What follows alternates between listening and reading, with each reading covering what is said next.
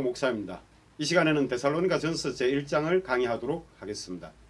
이 시간 주제는 모든 믿는 자의 본이라는 주제를 가지고 데살로니가 전서 1장을 함께 은혜를 나누도록 하겠습니다.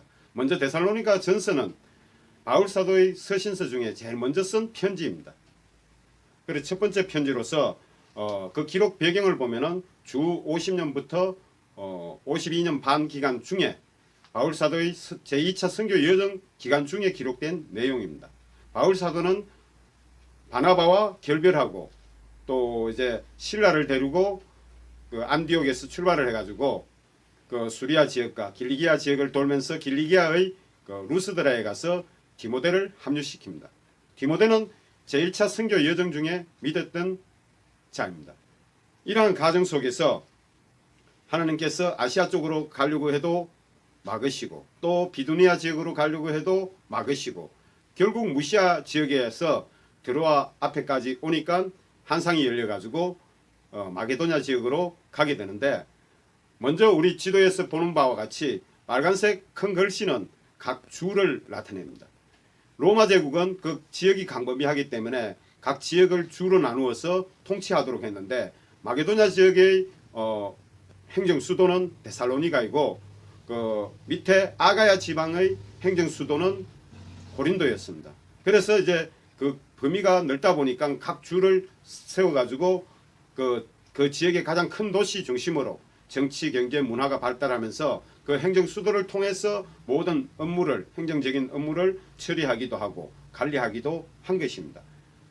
이러한 상황 속에서 바울 사도 일행이 마게도냐 지역으로 넘어가게 된 그 계기는 주님의 응답 때문에 그렇습니다. 먼저 사도행전 16장 8절에서 10절 내용을 제가 읽어드리겠습니다. 무시아를 지나 드로아로 내려갔는데 밤에 한상이 바울에게 보이니 마게도냐 사람 하나가 서서 그에게 청하여 이르되 마게도냐로 건너와서 우리를 도우라 하거늘 바울이 그 한상을 보았을 때 우리가 곧 마게도냐로 떠나기를 힘쓰니 이는 하나님이 저 사람들에게 복음을 전하라고 우리를 부르신 줄로 인정함이르라.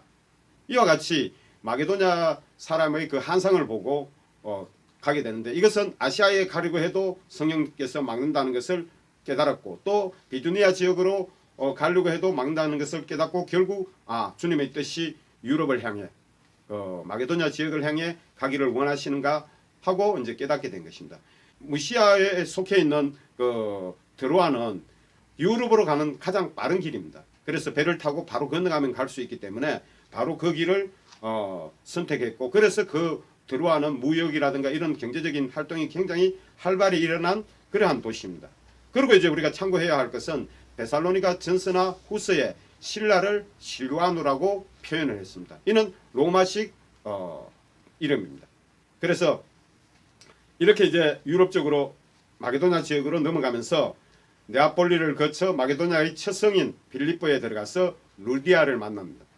루디아를 만나가지고 자주장사 루디아에게 복음을 전하면서 그녀가 복음을 받아들이고 또 자기 가족들에게 세례를 주기를 원해서 세례까지 다 주고 자기 집에 거하기를 바랬습니다.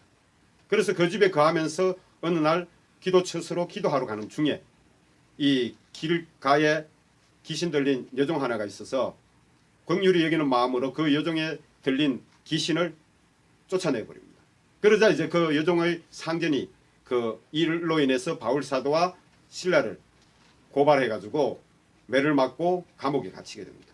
이러한 가정 속에서도 하나님의 역사는 일어나고 있다는 것을 바울 사도가 감옥에 갇혔을 때 그 한밤중에 기도와 찬송을 부를 때 옥문이 열리고 옥트가 갈라짐으로 인해서 그 가정 속에서 지키고 있던 당번이었던 간수가 놀래서 자기를 하려고 할 때 바울 사도가 그를 보고 외치기를 주 예수를 믿으라. 그러면 너와 내 가정이 구원을 얻으리라. 이 한마디에 간수는 정신을 번쩍 차리게 됩니다. 그래서 어찌하여 구원을 얻으리까 이러면서 바울 사도와 실라를 치료해 주면서 자기 집으로 모셔가가지고 매맞은 곳을 씻기고 또 음식을 차려주고 또 자기 가족들에게 세례를 베풀기 위해서 그날 밤을 그렇게 지내게 됩니다. 그러고 나자 날이 새자 이제 상관들이 사람을 보내가지고 바울 사도를 로마 시민권이 있는 바울 사도를 쳤기 때문에 내보내라고 이렇게 하자 바울 사도는 직접 오라고 전하게 됩니다. 그래서 상관들이 와서 이러이러하니 사정이 이러니 제발 이 지역에서 떠나주길 바라는 마음으로 간절히 구하자 바울 사도는 떠나게 되는데, 옥에서 나와서 이제 그 신라의 집에 있는 믿음의 형제들과 작별 인사를 하고 어디로 가냐 이러면은 데살로니가로 가게 됩니다. 이래서 데살로니가로 가는 계기가 되어 전도를 하게 되는데, 암비폴리와 아볼로니아를 거쳐 데살로니가에 들어가 새 안식일을 지내게 됩니다. 바울 사도가 그 당시 복음을 전한 루트를 보면은 전부 회당 중심으로 전파하게 됩니다. 이는 흩어진 유대인들이 모여있는 잃어버린 영혼들을 먼저 찾고자, 그리고 이제 예수님 말씀대로 성령이 임하시면 너희가 권능을 받고 예루살렘과 온 유대와 사마리아와 땅끝까지, 그러니까 자신에게 가까운 그 잃어버린 영혼들 먼저 찾기를 바라셨기 때문에 이제 바울 사도가 그 해당을 찾아서 이방 땅에서 복음을 전할 것을 정하고 그 루트를 따라 가게 되는 것입니다. 그래야 복음 전하기도 수월하고, 또 구약의 선지서나 또 구약의 모세 오경을 통해서 예수 그리스도의 그 예표된 것을 증거하면서 나가기가 수월했기 때문에 먼저 그런 식으로 복음을 전하게 된 것입니다. 그런데 이때 이제 데살로니가에서 유대인들의 시기로 또 해방을 하고 바울 사도를 잡으려고 하자 이제 피해서 베레아를 가게 됩니다. 그리고 이제 전도를 하다가 데살로니가에 있는 유대인들이 또 소식을 듣고 바울 사도가 베레아에 있다는 것을 알고 그까지 넘어와서 해방을 하게 됩니다. 그래서 믿음의 형제들이 바울 사도를 배를 태워 가지고 아덴으로 내려보냅니다. 그곳에 도착하자 이제 바울 사도는 도착하자마자 자기를 인도해 준 그 사람들에게 실라와 디모데를 보내달라고 요청을 하게 됩니다. 그 거리가 얼마냐 이러면 400km입니다. 천리길인데 배 타고 이제 이렇게 왔는데, 이렇게 이제 그들은 돌아가고 바울 사도는 아덴에 머물면서 이제 전도를 하고 지내게 됩니다. 그 과정 가운데 이제 디모데를 만나게 되는데, 디모데가 이제 와서 데살로니가에 소식을 전합니다. 그 소식을 듣고 이제 편지를 쓰게 된 것이 데살로니가 전서인 것입니다. 두 번째로 데살로니가인의 교회의 특징을 보면은 편지에서도 알 수 있듯이 편지의 수신인을 데살로니가인의 교회라고 바울 사도는 언급하고 있습니다. 이는 데살로니가인들이 세운 교회를 의미하는데, 이는 특별히 유대인들이 세운 것도 아니고 많은 경건한 유대파 헬라인들이 개종하여 그들에 의해서 세워진 그러한 교회입니다. 그래서 이방인들이 많고 또 유대인들도 포함되지만은 이렇게 세워진 교회이기 때문에 바울 사도에게는 특별한 지역이었습니다.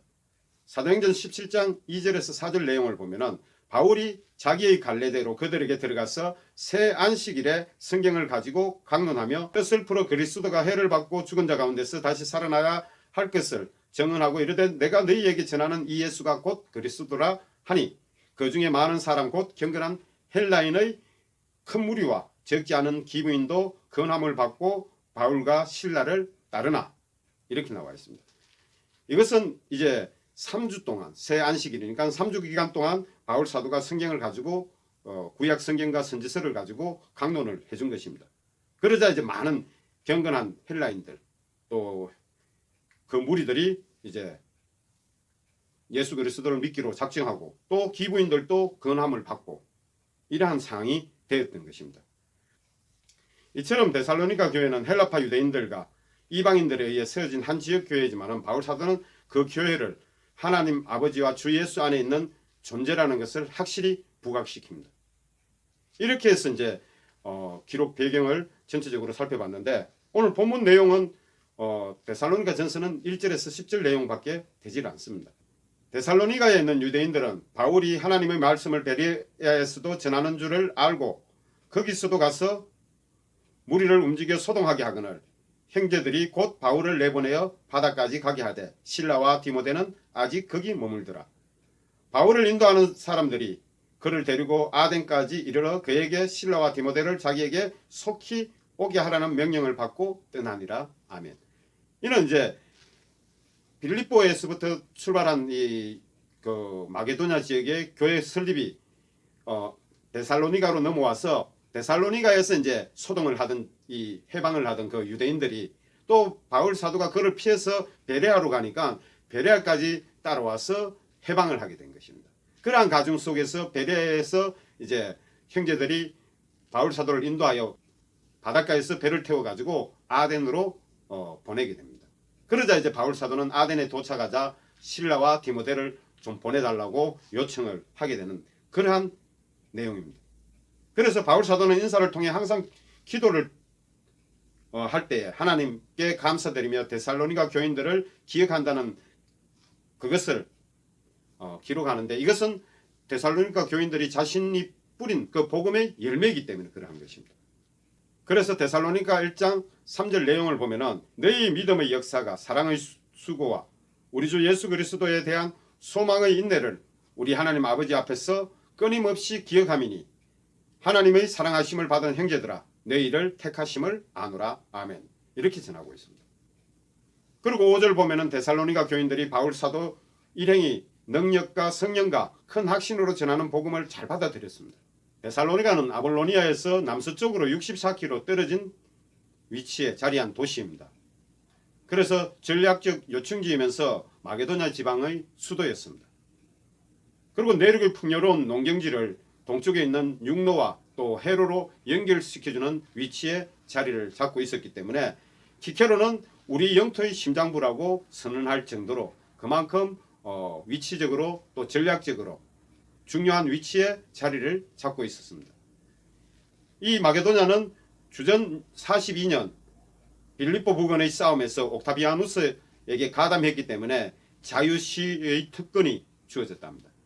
그래서 데살로니가 인구는 약 그 당시 20만 명의 도시로 정치 경제의 중심지였고 자연히 많은 사람들이 분비어 유대와 비슷한 그러한 유사점이 많았다고 합니다. 그래서 바울 사도와 실라는 이곳을 발칸반도 전역에 복음을 전하기 위한 전략적인 요충지로 보았는데, 이것은 데살로니가 전서 1장 7절에서 8절 내용이 그러합니다. 그리고 이제 빌립보에서 한 160km 떨어진 위치한 자리입니다. 이러한 빌립보스의 어려움에도 불구하고 이 도시로 들어와서 전략적인 위치고 또 수도로서의 위치로서 많은 사람이 있기 때문에 그곳에서 복음을 전하게 됩니다. 그런데 사도행전에서 보면은 베레아 사람들은 데살로니가 사람보다 더 너그럽다고 전하고 있습니다. 베레아는 데살로니가에서 남서쪽으로 약 80km 지점 떨어져 있는 위치에 있는 도시입니다. 이 올림푸스 산맥 기슭의 조그마한 언덕에 위치했는데 이 당시 이 도시는 많은 인구가 살고 있기는 했지만은 정치적으로는 큰 비중을 차지하는 도시가 아니었고 또 조용한 도시의 그 풍경을 가지고 있었습니다. 사도행전 17장 1절에서 13절 내용을 보면은 베레아에 있는 사람들은 데살로니가에 있는 사람들보다 더 너그러워서 간절한 마음으로 말씀을 받고 또 이것이 어떠한가 하여 날마다 성경을 상고함으로 그 중에 믿는 사람이 많고 헬라인의 기브인과 남자가 적지 아니하나 데살로니가에 있는 유대인들이 바울이 하나님의 말씀을 베레아에서도 전하는 줄을 알고 거기도 가서 무리를 움직여 소동하게 하거늘 항상 따라다니는 이 유대인들 해방꾼들 복음을 해방하고 바울 복음 전하는 자들을 핍박하고자 하는 이러한 이 유대인들이 사단의 해라고 하신 것처럼 바로 하나님의 백성이라고 했지만은 이들이 하나님의 일을 모르기 때문에 해방하기 때문에 사단의 해라고 지칭을 한 것입니다. 그리고 우리가 너희 가운데서 너희를 위하여 어떤 사람이 된 것은 너희가 아는 바와 같으니라고 이렇게 전하는 것은 이는 그곳에서 바울 사도 일행이 복음을 전할 때에 많은 당한 핍박이라든가 고통들을 알기 때문에 이 말을 전한 것입니다. 그 데살로니가인들도 이 내용을 알기 때문에 그 내용을 이렇게 언급하고 있는데 사도행전 17장 5절부터 7절 내용이 그것을 잘 설명해 주고 있습니다.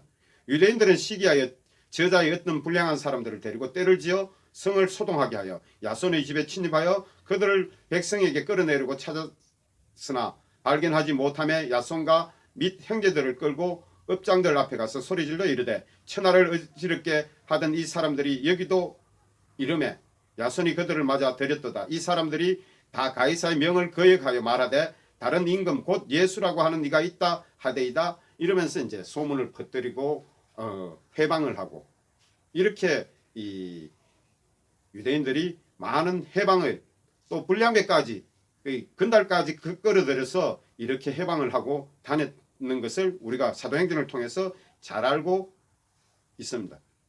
이렇게 한 가정 속에서 이제 결국 아덴으로 내려온 바울 사도는 이제 마침내 디모데가 와서 그 데살로니가의 그 상황을 설명함으로써 듣고 그 편지를 적은 것이 바로 이 데살로니가 전서인데, 너희가 많은 환난 가운데 성령의 기쁨으로 말씀을 받아 우리와 주를 본받는 자가 되었으니 이 믿음을 본받는 자가 되었기에 바울 사도는 기뻐하고 있는 것입니다. 이렇게 유대인들의 해방과 핍박 가운데서도 데살로니가 성도들은 그 믿음을 지키고 교회가 든든히 세워져 간다는 소식을 바울 사도가 디모데를 통해서 듣게 되므로 그 기쁨이 충만해 가지고 이 7절에서 마게도냐와 아가야에 있는 모든 믿는 자의 본이 되었다고 이렇게 기록하고 있습니다. 8절에서 주의 말씀이 너희에게로부터 마게도냐와 아가야에만 들릴 뿐만 아니라 하나님을 향하는 너희의 믿음의 소문이 각처에 퍼졌으므로 우리는 아무 말할 것도 없노라. 바울 사도가 이렇게 데살로니가 전서를 기록하지만은 이들이 믿음에 신실한 것을 들었고 또 소문도 난 것을 알기 때문에 특별히 쓸 말씀이 없다고 바울 사도는 지금 8절에서 언급하고 있습니다. 마게도냐와 아가야 지방은 주전 146년 이후 이제 헬라의 지경을 나누는 두 개의 거대한 주로서 그 로마의 지배하에 있었는데, 마게도냐의 수도는 데살로니가이고 아가야의 수도는 이제 고린도입니다. 특히 마게도냐의 수도인 데살로니가는 남방 유럽의 상업 중심 도시로서 이러한 지리적 조건에 의해서 그들의 신앙을 더욱더 급속히 헬라 전역에 전파할 수 있었던 것입니다. 그런 환경 속에서.